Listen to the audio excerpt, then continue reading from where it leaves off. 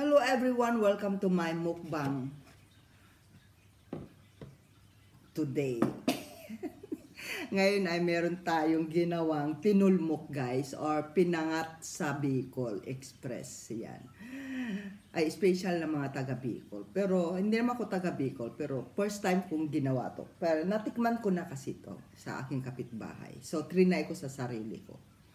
Normally yung original ng tinulmok ay yung mga like yung hipon, yung meat nila, yung pork nila, kung ano-ano pa ay ginigiling nila. Tapos sa kanila binabalot sa dahon ng gabi. Pero yung sa akin guys, ang ginayat-gayat ko yung mga half ng dahon. Tapos sinipirit ko yung magaganda yung dahon, yun yung pinambalot ko. Tapos yung instead na gigilingin ko yung baboy, hiniwa-hiwa ko lang siya ng mga ganito lang, yung slice malilit lang siya na, hindi naman siya maliliit, pero parang slice ng barbecue. And then yung instead na hipon, kasi malalaki masyado yung hipon ko, so nanghihinayang ako na ilagay. So ang ginawa ko, may tinapa ako na mackerel, yun yung inilagay ko. Perfect guys, ang sarap. Tapos meron akong buko na baby, yung pang salad, buko salad, yun yung ginamit ko. So buo siya na nilagay ko sa kakoni roll. So tignan nyo guys ang ating tinulmok guys. Ayan na yung aking tinulmok. Ayan. Diba?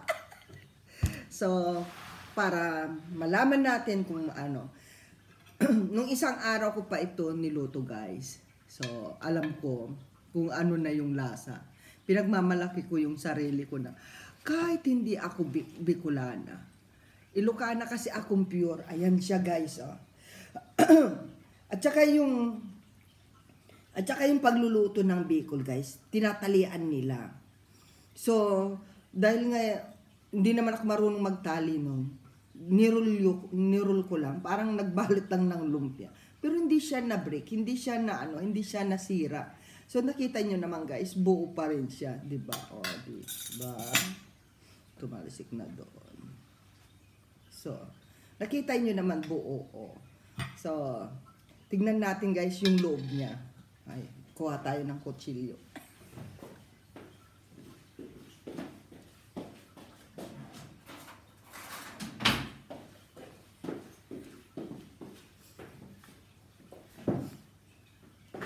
So, tingnan natin guys yung yung loob niya. Yan. Tingnan nyo yung gata niya, buo-buo pa siya talaga.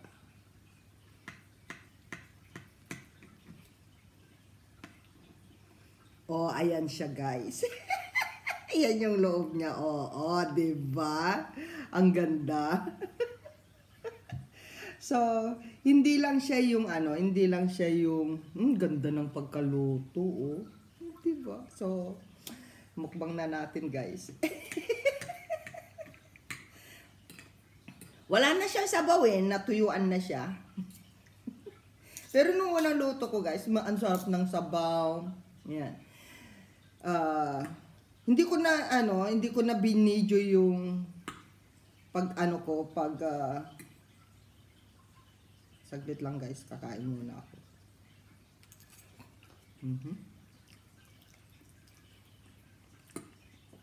Ang sarap. Grabe. Kutsara tayo para madali tayong kumain. Salt, shout out mo sila, Salt.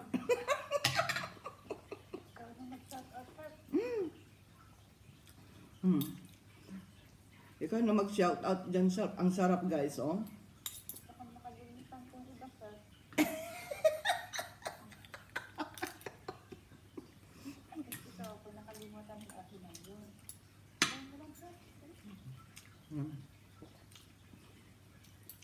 Kakain muna ako, Salt. Hindi muna ako magsa-shout out. Ang sarap eh.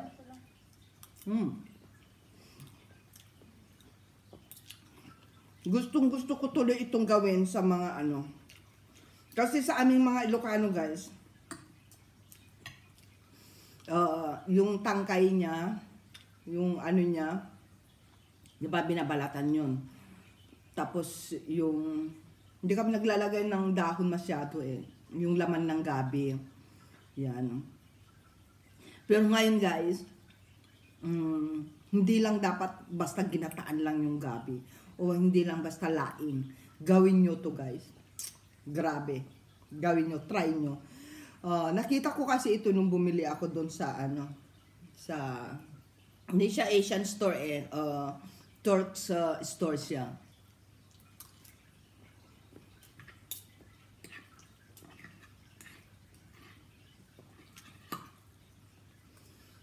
Kung saan ako nakabili ng, tagal-tagal ko na dito guys.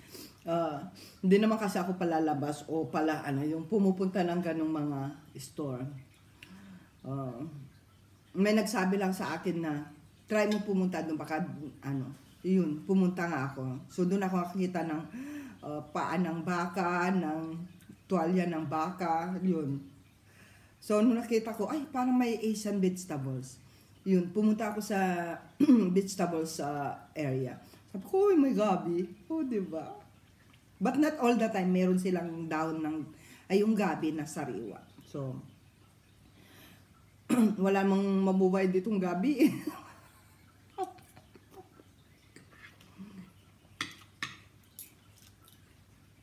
At itry nyo guys, yung tinolmok ninyo sa mga Bicol.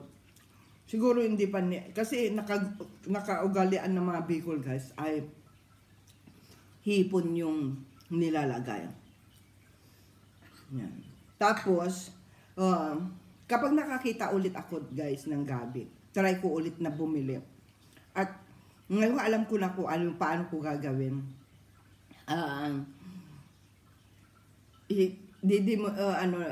Papakita ko na paano pagluto. Yan. At paano ba sikreto ng gabi na hindi makate? Kasi pagka yung mga nagluluto daw ng gabi at makate daw yun.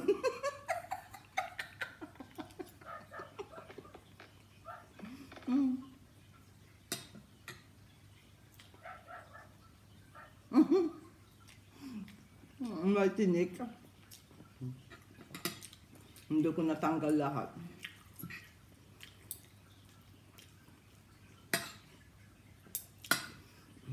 Paano pagluto nito? Napakadali guys.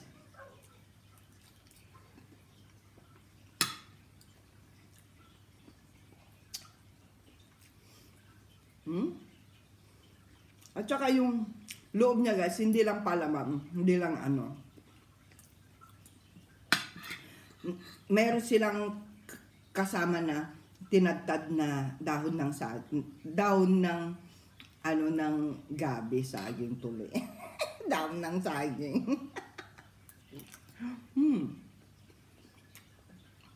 Laki ng nga ako. So, shout out ka dyan habang nagsasalita ako.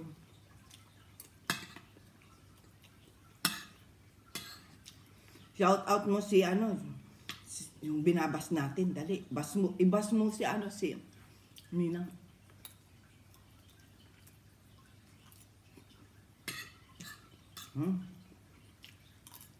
Sarap.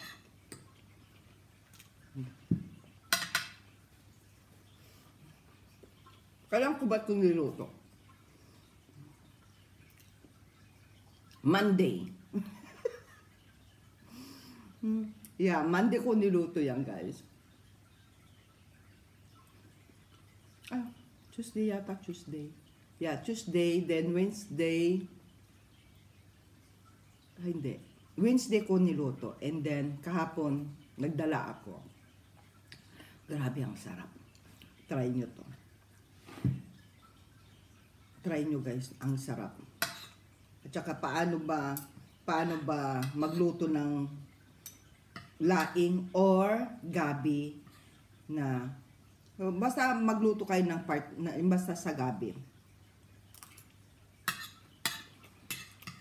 Natutunan ko to.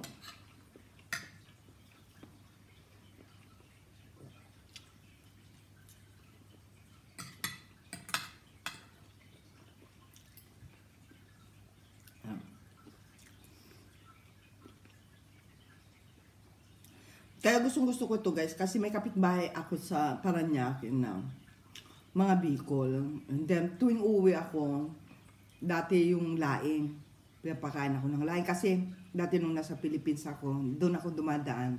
Pagka, sinasabi ng Bicolana na yun, yung matanda na yung, Lynn, dali mo na ito para may ulam ka. Parang ganon. Pang dinner, try mo, ganon. Tapos, yun, sabi ko, hindi naman ako palakain kasi ng gabi, guys. Dahil, nung bata ako, di ba, napakain namin sa baboy. Mahirap ako pakainin nung, pagkaalam ko, pagkain ng baboy, guys, pati kangkong, hindi ako makain dati. Pero nung napunta na ako ng Manila, kakain pala ng taong, yung kangkong.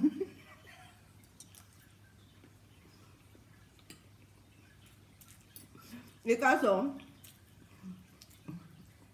yung gabi guys, hindi naman kami masyado sa pagkain gabi sa amin kasi puro ulam namin isda eh. Yung gabi marami sa bayan ng nanay ko sa Bangka. So, yan. Pagkain kasi ng ay ayoko. Pero nung natikman ko yung niluto ng matanda na taga Bicolana guys, yun kung bakit ako nalulung sa laing. Ang hindi ko na lang kinain guys, yung dahon ng kamuting kahoy, ni ginataan din nila. Sabi ko, ate dahon ng kamuting kahoy, kakainin? Yun, ganun po katindi ang mga Bicol. Hanggang kaya nilang gataan nila.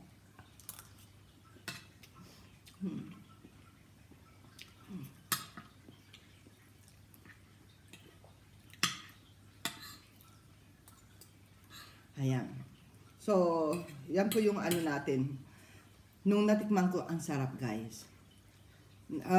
Tinatanong ko pa nga, paano pagluluto? Kasi nung nandito na ako sa Netherlands guys, hindi ko makalimutan yung lutong laing. So, tumatawag pa ako doon sa anak niya, paano pagluto, paano gagawin. Hindi pa uso ang YouTube noon.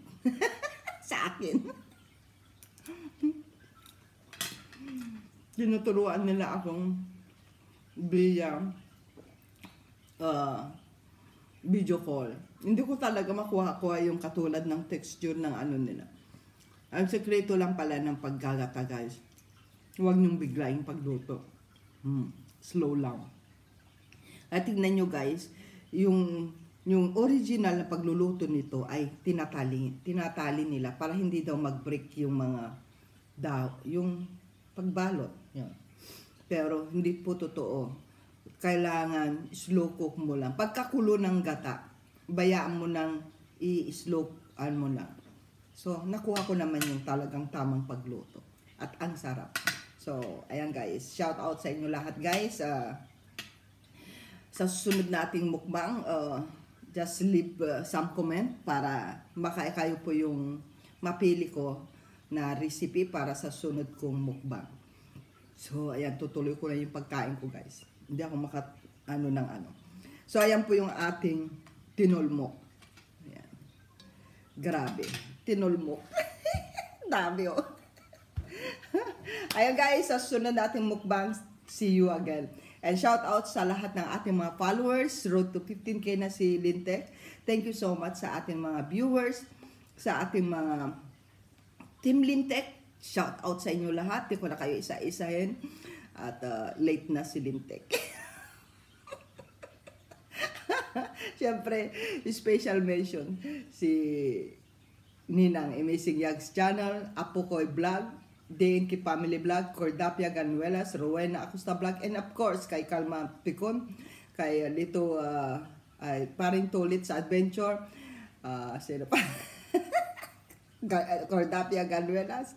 At very special mention natin guys ang ating secretary, South B Official, pang malakasang baser ni Amazing Yags Channel. I love you all guys. Ay.